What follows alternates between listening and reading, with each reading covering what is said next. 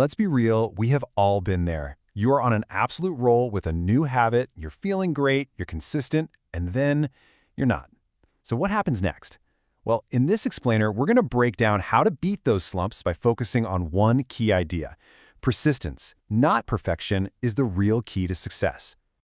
So, here it is, the big question that just stops so many of us dead in our tracks. You missed a day at the gym. You ate the junk food. You skipped that morning writing session you promised yourself you'd do. That perfect chain you were building is broken. What do you do now? Seriously, how you answer this one question changes literally everything. Okay, so this is where most of us get it wrong. We fall right into what's called the all-or-nothing trap. Think of it like a glitch in our thinking, a cognitive bias that turns a tiny little stumble into what feels like a total, catastrophic failure. I mean, you were on fire, right? You were waking up early, you were exercising, you were feeling that incredible momentum building day after day. You felt unstoppable, like you were finally becoming the person you always wanted to be. But you know how it goes. Life is messy. An unexpected deadline just blows up your schedule. You get sick, or maybe you just have one of those days where you are completely, mentally, and physically drained. This isn't some kind of moral failing on your part, it's just reality. And boom, the streak is over. That immediate feeling is just disappointment, right? Maybe even a little shame. And that little voice in your head kicks right in. See, I knew you couldn't stick with it. And that one single moment feels like it completely erases all the hard work and progress you've made.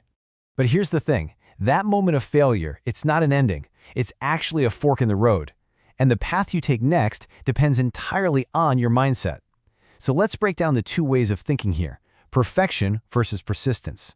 And right here, you can see the two completely different stories we tell ourselves. The perfection mindset says, well, I failed. I broke my streak. Guess I'm a failure. I'll just start over again on Monday. It treats one tiny misstep like a total loss. But the persistence mindset, it reframes the entire story. Okay, this is just an interruption, not a failure. I can't do my full routine, but I can do the absolute bare minimum. I'm still the kind of person who shows up. See the difference? One path leads straight to quitting, and the other one builds resilience. So how do we make sure we choose the path of persistence? Well, it starts with understanding what we're really trying to protect here. And this brings us to a really powerful idea called the momentum rule. And here it is, the core of the momentum rule. Consistency is not perfection, it's persistence. You know, the real danger isn't missing one day. It's missing that second day. That's when things really fall apart. The goal is simply to keep the wheels turning, no matter how slowly, just to protect that forward motion you've already worked so hard to build. This quote just illustrates it perfectly, doesn't it? Think about riding a bike. If you hit a little bump, you might wobble or slow down, but as long as you keep those pedals turning, even just a tiny bit, you stay upright and you keep moving forward. But the second you stop completely, put your feet on the ground, getting started again feels like this huge effort, like trying to start riding from a dead stop at the bottom of a really steep hill. Okay, so we get the principle, but what do we actually do on those tough days? Well, the strategy is so simple, it's brilliant. Shrink it, don't skip it. Here's how it works, in 3 super easy steps. First, just recognize you're having a tough day. That's it. No blame, no shame. Second, define your minimum viable habit. What is the absolute smallest version of this action you can possibly do? And third, just do that tiny thing.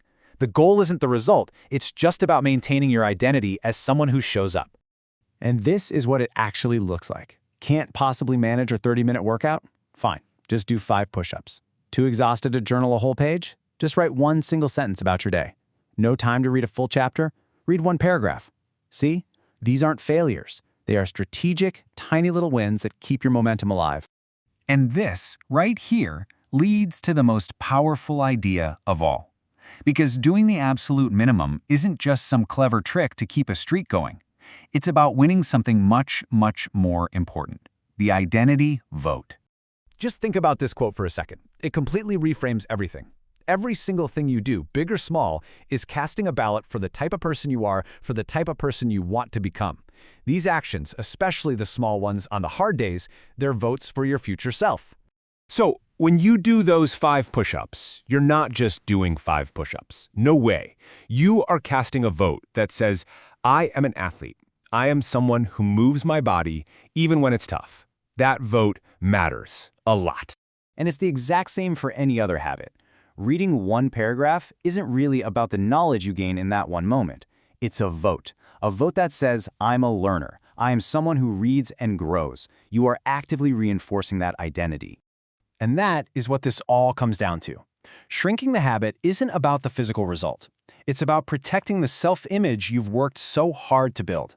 You're reminding yourself, even on your absolute worst day, that you are still that person. You're still a runner, a writer, a learner, and that is the victory. So that's what we've got. It's not about being perfect. It's about being persistent. It's not about the grand gestures. It's about all those small votes you cast for yourself day in and day out. So the question I want to leave you with is a simple one. Even if it's small, what vote will you cast for yourself today?